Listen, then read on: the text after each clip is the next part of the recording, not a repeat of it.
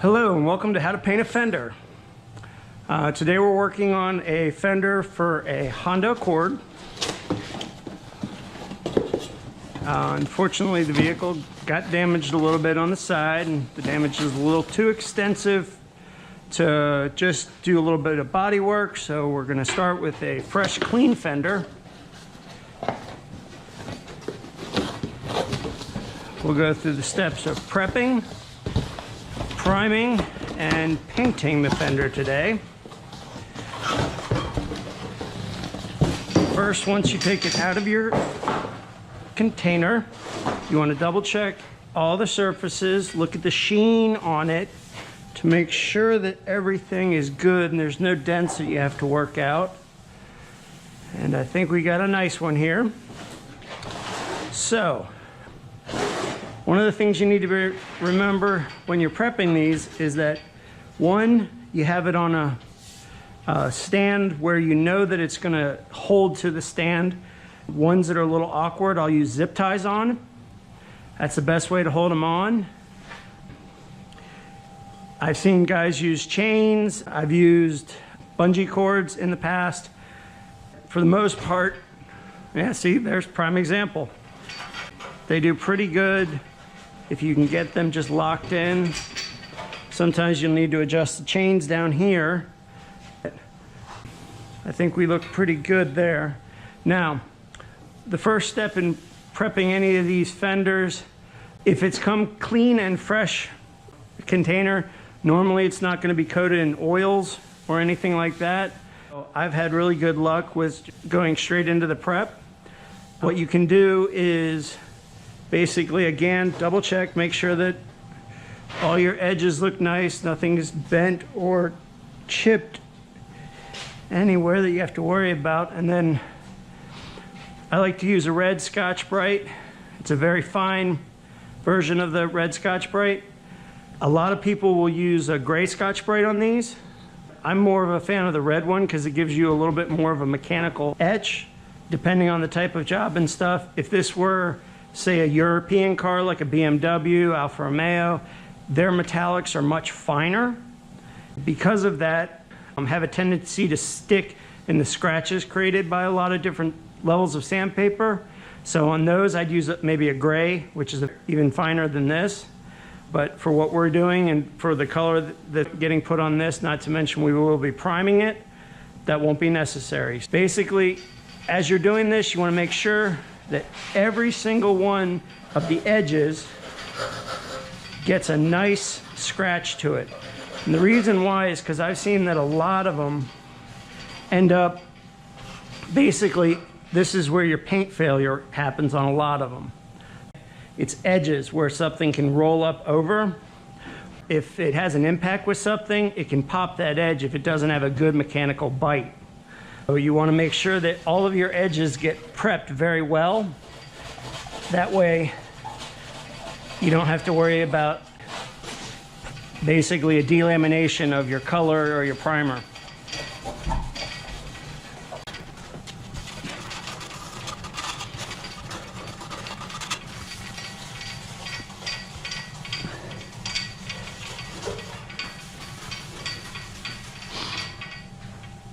If you notice now, most of the sheen, the gloss level has dropped dramatically.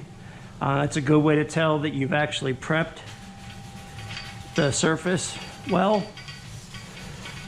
The more of a reflection you can see, the more prep you need to do. I've gotten into the habit over the years of looking at the fluorescent lights above me in the panel, and as long as they seem very blurry, that has a good indication that I've prepped the panel significantly enough that it will work for what I'm doing.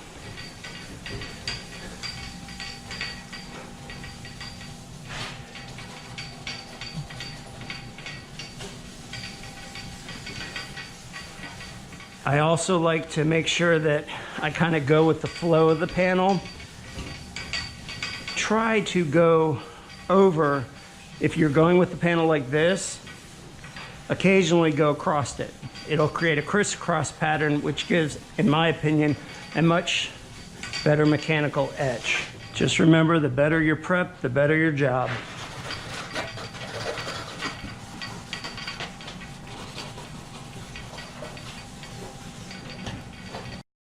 Okay, now that that part is done, we'll go ahead and hit it with a wax and grease remover. I'll have to put on some gloves for that. Okay, now for mixing up primer, you want to go with whatever the mixing ratio is, which on here it's 4 parts primer to 1 part catalyst to 1 part 0 VOC reducer. So I've already shaken it up, but even after shaking up, I like to take a paint stick and make sure any hard spots on the bottom have been broken up and reabsorbed into the liquid. Luckily, this doesn't sit around too long in my shop, so it doesn't really get a chance to separate. Okay, now you want to look on your ounces and find the 4. So that'll be the first one you're going to.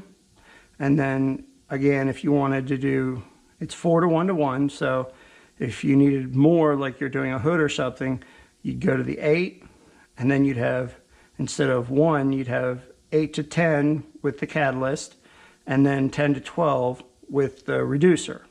Okay, so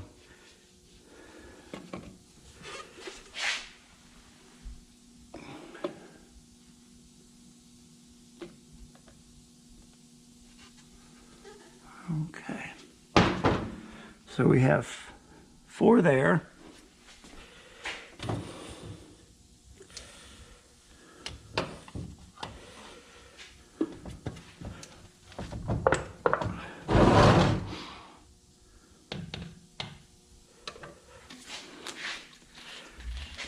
And 1 here, which would be in between the 2 spots.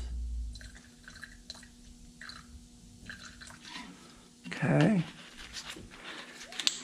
And with the reducer, we'll be going to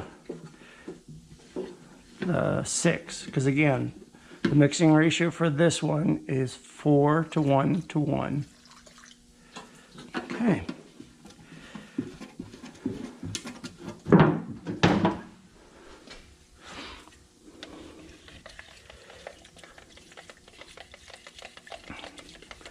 Now for this type of primer, which is a Super Build 2K primer, I've had a lot of luck with spraying it with just a hair more reducer to get it to lay down smoother. If I'm going for a real just uber high build, because I know it's going to be block sanded later for some of the custom stuff I do, I'll mix it exactly to its ratio. A little bit over in the reducer just allows it to water it out just a hair and get it to lay down a little bit smoother. Also, the type of gun you use and the tip setup in that gun makes the world of a difference in the amount of material you're able to put down onto the plane.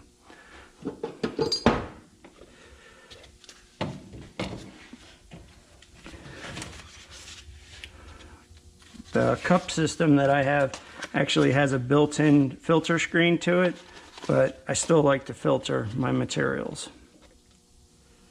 I guess it's a habit I've had.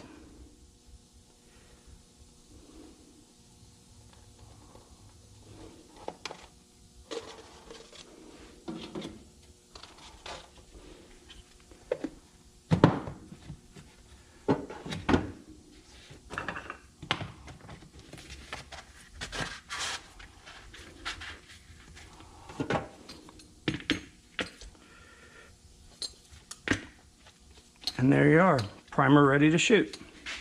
All right. This, to those out there that don't know what this is a tack cloth.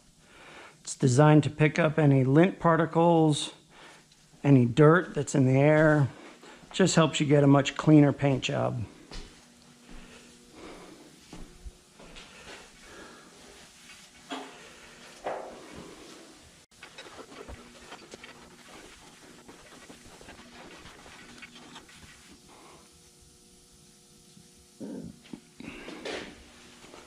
Next, I like to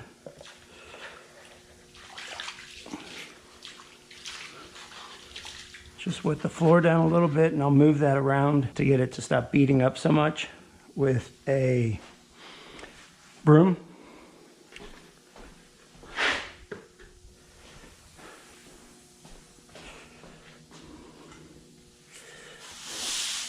And this is just another way to lower the amount of dust that might get kicked up by the spray from the gun itself.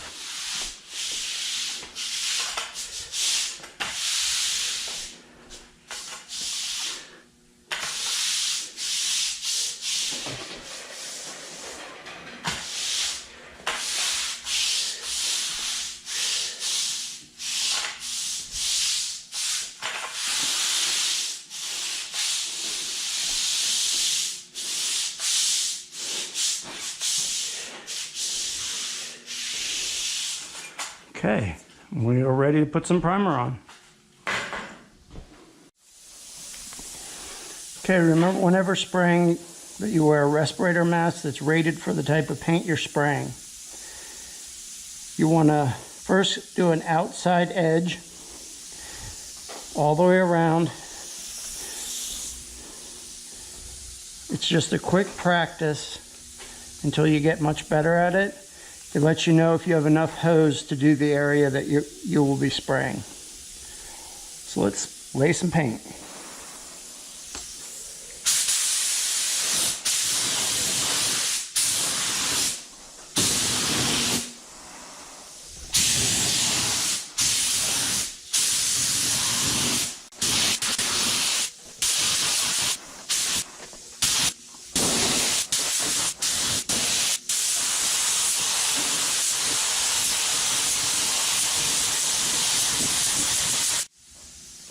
And that's it for the first coat. Okay, for the second coat, I like to go a little bit thicker, and it gets it to lay it down a lot nicer.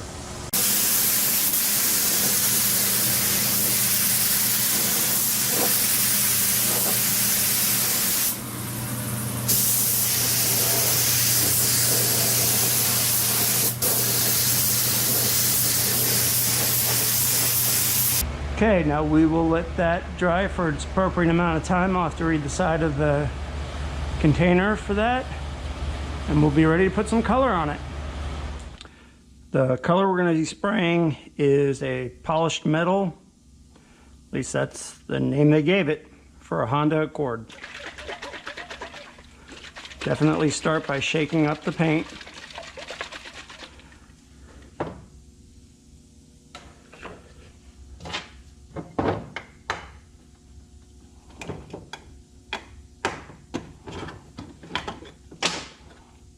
Okay, that's our color.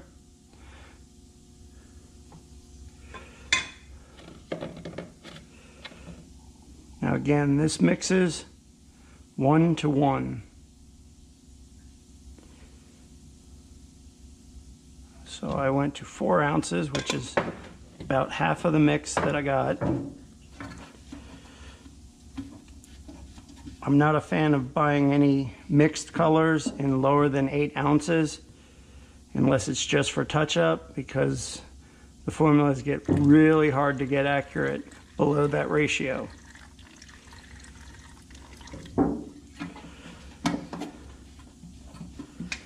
Okay, take a stirring stick, properly agitate it, and you have your mixed color ready to be sprayed.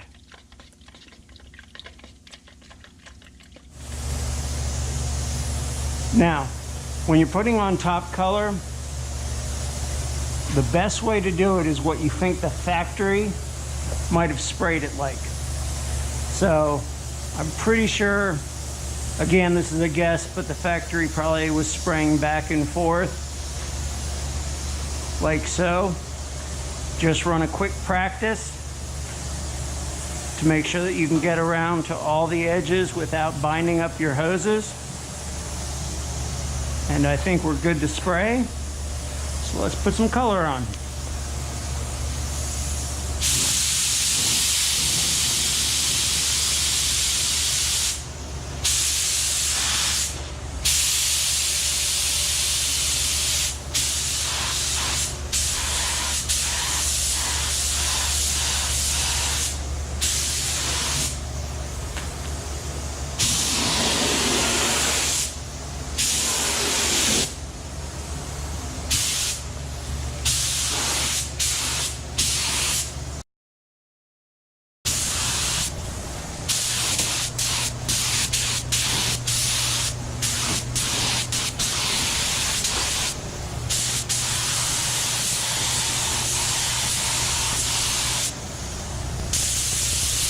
And that is your first coat.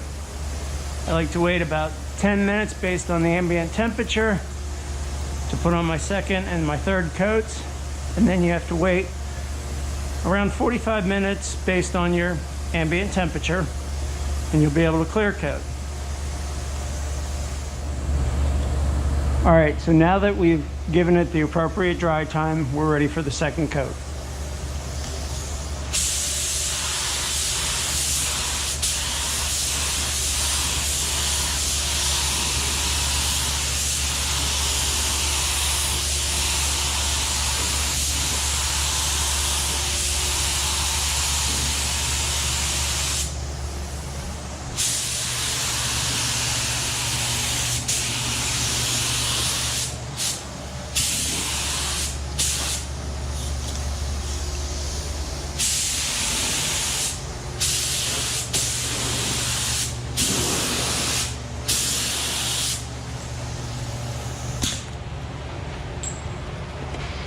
Okay, and once that flashes off, I think one more coat and we should be good.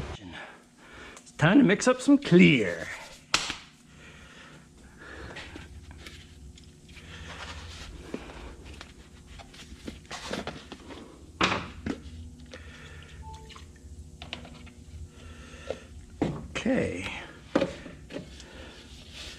Okay, the clear that we're using is a 2-to-1 mixture.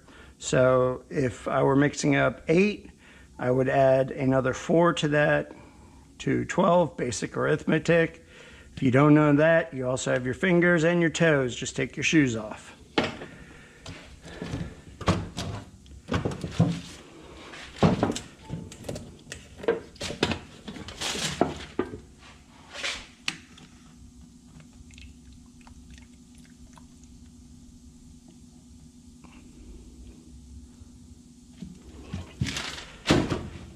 Now I poured that up to 12, so half of 12 is 6. So the hardener you're going to want to add is 6 parts, or 6 ounces for the ratio that I'm doing.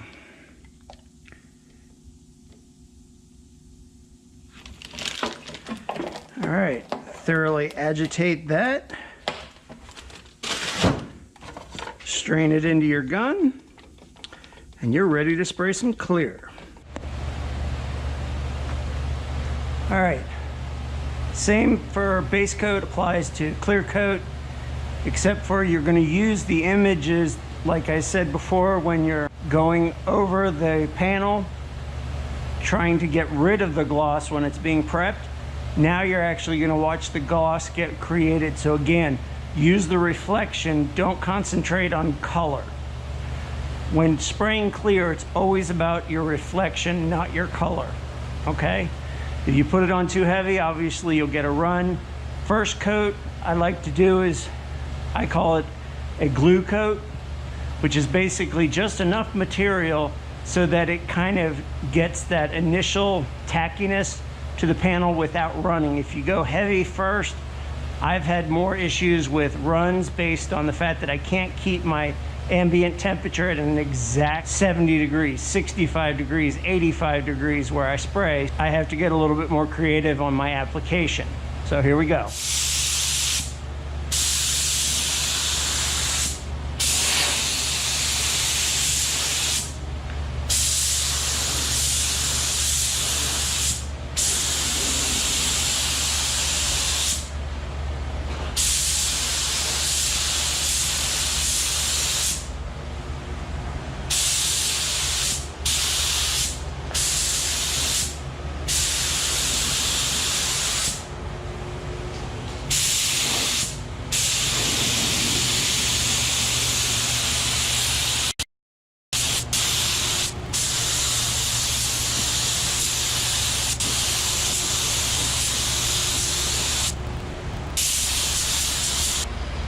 Okay, that's first coat.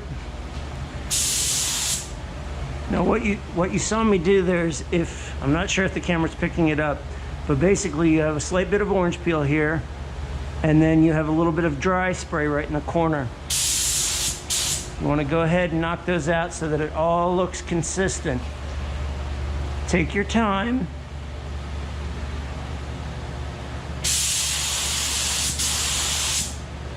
Because this is the final coats that people see the most of. And unless it's a satin finish, you want it to look as best as possible. All right, 15 minutes of wait time. We'll spray another coat.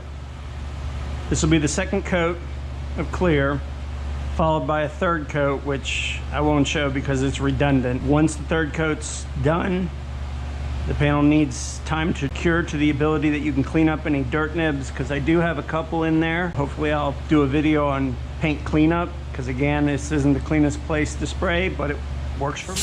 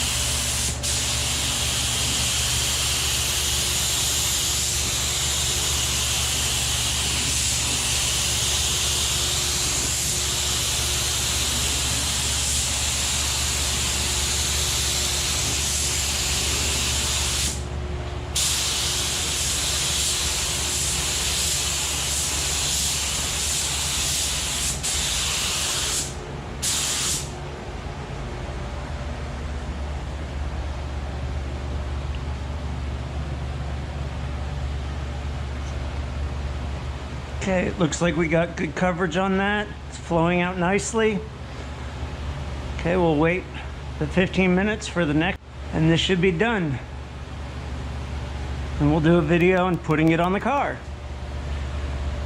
Thanks for tuning in.